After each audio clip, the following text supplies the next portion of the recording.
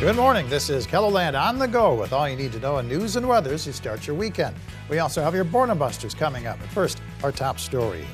The former mayor of Centerville is facing the possibility of spending the rest of his life behind bars. A jury in Salem found 65-year-old Jay Ostrem guilty of 3 counts of first-degree murder. Ostrem shot and killed brothers Paul and Zach Frankus along with their friend Timothy Richmond in May of 2024 in Centerville. The conviction carries a maximum sentence of life in prison without parole. His sentencing hearing is scheduled for May 14th. Volunteers will gather today at McCook Lake in southeast South Dakota to help with spring cleaning following the devastating flood from nearly 2 years ago. The cleanup starts at 10 o'clock this morning. Volunteers will pick up debris from the shoreline where the water receded over the winter. Before Lake Association starts pumping water in, we've got to get this shoreline cleaned up. All of these things become floating prop killers. They become hazards in the water, and we don't want hazardous water. Organizers recommend volunteers to pack bug spray, boots, and sunscreen. Volunteers should meet at 269 West Shore Drive at 10 o'clock this morning. We're tracking the progress crews are making battling wildfires in KELOLAND. The Coyote Flats fire, burning south of Rapid City near Rockerville, is 50% contained and has burned nearly 400 acres. Evacuated residents are now able to travel back to their homes as firefighters continue to work the area. Animals in Custer State Park have been relocated because of the quarry fire that's burned more than 9,100 acres. That fire is now 57% contained. Parts of Custer State Park remain closed heading into the weekend. An air tanker and dropped fire retardant and helicopters are making bucket drops on a fire burning just a few miles from the quarry fire.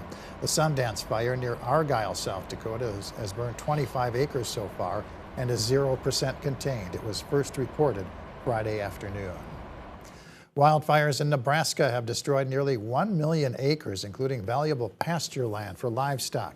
The loss comes as thousands of heads of cattle will need that land to feed on this spring. The historic fire has been contained in some areas, but the damage is already done. Digital reporter Ray Yost has more about the fires in her KELOLAND.com original story right here on our website now. Let's take our first look at the forecast now with meteorologist Scott Munt in the Storm Center. Good morning, Scott. Good morning, Perry. Fire danger continues today. Red flag warning western, south central into southeastern KELOLAND. High heat, low humidity, and more or less this outlines an area with temperatures probably hitting the upper 80s to lower 90s today. And that red flag warning goes all the way through Nebraska. Now here's a look at what's expected in Custer with our wind. We'll have west winds during the day today. They'll be fairly light, but they do increase as a cold front gets a little bit closer. So later this evening we could see wind gusts in that 30-mile-per-hour range. The front moves through. We'll have northerly winds, and during the overnight hours we could see wind gusts of 20 miles per hour or more. And then after that it looks like our winds will start to calm down. We have winds coming in around 5 to 15 miles per hour this morning, and for today, they may increase to around 10 to 20. That's a good average across western South Dakota, as temperatures will be well above average with highs in the 70s, 80s, and 90s. Now, the more details coming up. All right, thank you very much, Scott. Golf courses across KELOLAND will be packed over the weekend as they open up for the season. Tee times were booked solid Friday at the Brandon Golf Club. Despite some patches of snow that hadn't yet melted the warm temperatures. We know it's all going to be completely gone by, noon, 1 o'clock today, so there was no point trying to hang on for another day. So all the important areas are melted off, so we're ready to get going. Snow from this week's blizzard added some much-needed moisture to the course that had been too dry to handle foot and cart traffic up until now. Meanwhile, the public courses in Sioux Falls are opening for the season today. It's cart paths only at Elmwood and Prairie Green. It's walking only at Keene Park. Golfing widows will want to attend the Empower Women's Expo. It's a showcase of women-run businesses taking place at Grand Falls Casino and Golf Resort in Larchwood, Iowa. You're invited to shop, sip, and snack with other women from 10 a.m. to 2 p.m. Admission is free. Makers Exchange and Tea is hosting Ladies' Day. That includes a day of shopping along with flower bundles plus food and coffee. The hours are 8 to 6 p.m. Shop for produce, flowers, baked goods, and artwork at the Winter Farmers Market.